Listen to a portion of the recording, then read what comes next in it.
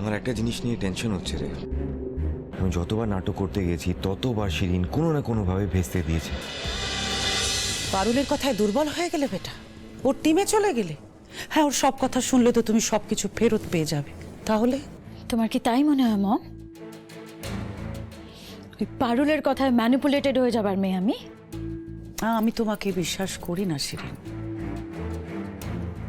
দেখো, এর আগেও তুমি আমাকে হার্ট করে পারুলের দলে নাম লিখিয়েছিলে। So I don't trust you. তুমি যদি আমার টিমে থেকেই থাকো দেন প্রুভ ইট। হ্যাঁ, কি করতে হবে বলো মম? তুমি শুধু বলো কি করতে হবে।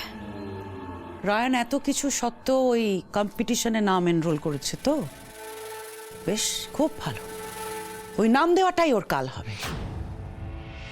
শোনো, আমি খোঁজ নিয়েছি, ওর দলে একটি মেয়ে রয়েছে, নাম অদ্রিজা দস্তিদার।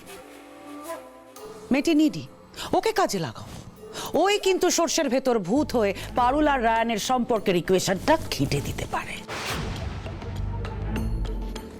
এই যে চারিদিকে পারুলের নামে জয় জয়কার হচ্ছে, ওরা খুব সুখে রয়েছে, ওদের এই হ্যাপি হ্যাপি মোমেন্টটা ঘেঁটে দাও। আর এমন অবস্থা করো যাতে পারুল আর রায়ানের সুখের সংসার তছনছ হয়ে যায় ভেঙে। ডান মম, তুমি যা বলেছো তাই হবে। I never wanted you, Shirin, never. এই সমস্ত বাচ্চা কাচ্চার রেসপন্সিবিলিটি নিতে আমার একদম ভালো লাগে। কিন্তু ওই সৌমিত্রকে হাতে রাখার জন্য একদিন তোমাকে এই পৃথিবীতে আনতে হয়েছিল আমার শিরিন। তো যখন সৌমিত্রই নেই তখন তুমি তো আমার হাতে একটা অস্ত্র বই, আর কিচ্ছু নও। তুমি যত পারুল আর রায়ানের ক্ষতি করার দিকে ব্যস্ত থাকবে তত আমার আগারওয়ালের সঙ্গে রিলেশনশিপটা পাকা করতে সুবিধা হবে। গিয়েছিলাম তো, তার সাথে তো মিট করে এলাম, and he is quite impressed with me. Shirin, তুমি এখন আমার কাছে একটা ফালতু বোঝা ছাড়া আর কিচ্ছু নও।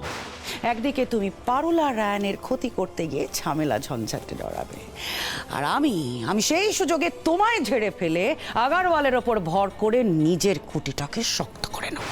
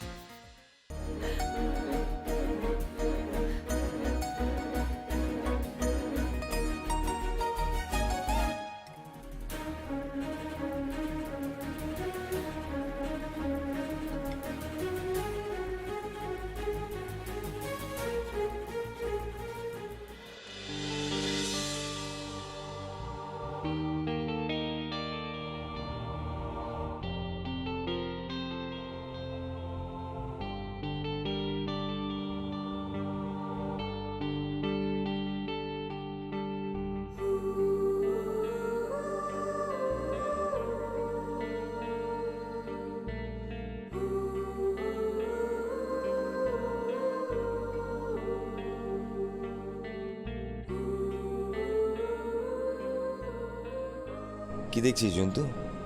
আরে আমি জানি আম হ্যান্ডসাম, আই নো। চুপ কর তো তিরপিন, না আজে বাজে কথা বলে যাচ্ছে। এটা ট্রাই কর। তো উল্টো তো। ভোদাই একটা দে, সোজা করে দিচ্ছি।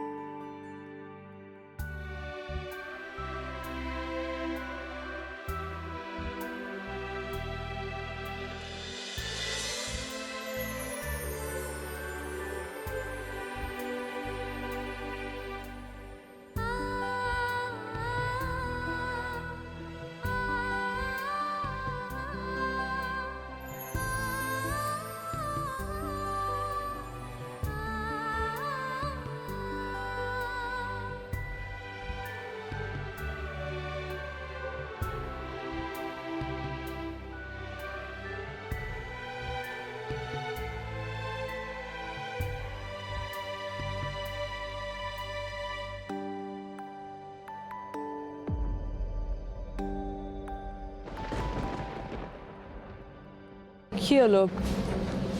কি ভাবছিস তুই? আমার একটা জিনিস নিয়ে টেনশন হচ্ছে রে।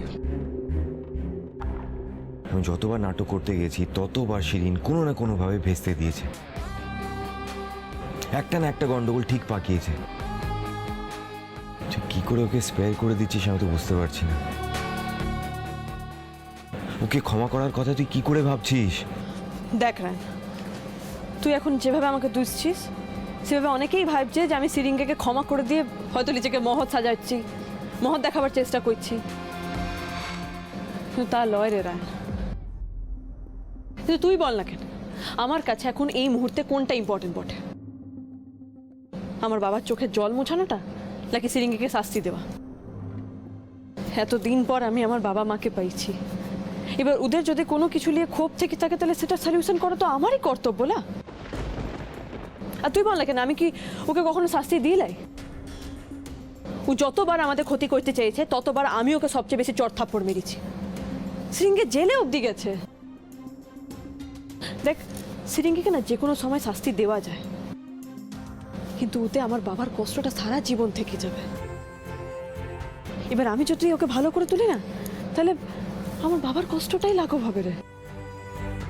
আর বাবা ভুবনেশ্বরের আশীর্বাদে সিরিন একদিন ঠিক ভালো হবে রে। আর সেই দিন তোরা বুঝবি যে আমি ভুল ছিলাম না। আমি কিন্তু পারুলের সঙ্গে একমত রায়ান।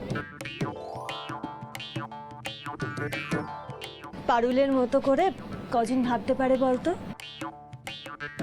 দেখ, আমরা তো সবসময় কেউ ভুল করলে এটা বলে থাকি, ও খারাপ, ওকে মেরে দাও, ও খারাপ, ওকে চড়িয়ে দাও। আমরা সব সময় দাঁতের বদলে দাঁত, চোখের বদলে চোখ উপড়ে নিতে শিখেছি। কিন্তু কেউ ভুল করলে ও খারাপ, ওকে শুধরে দিতে হবে, এইটা কজন ভাবি? পারুল ভাবে। আর পারুল একা নয়, কিন্তু আরো অনেকে আছে যারা এটা ভাবে। আজও এই পৃথিবীতে ভুলকে শুধরে দেবার মতো লোক আছে বলেই কিন্তু পৃথিবীটা আজও ব্যালেন্স করে চলছে রায়ান। তাই আমি বলছি, পারুলকে শুধু শুধু দোষ দিস না। দেখ, দিনের শেষে সত্যি বলতে ও তো ওর বাবার দুঃখ ঘোচাবার জন্যই করছে।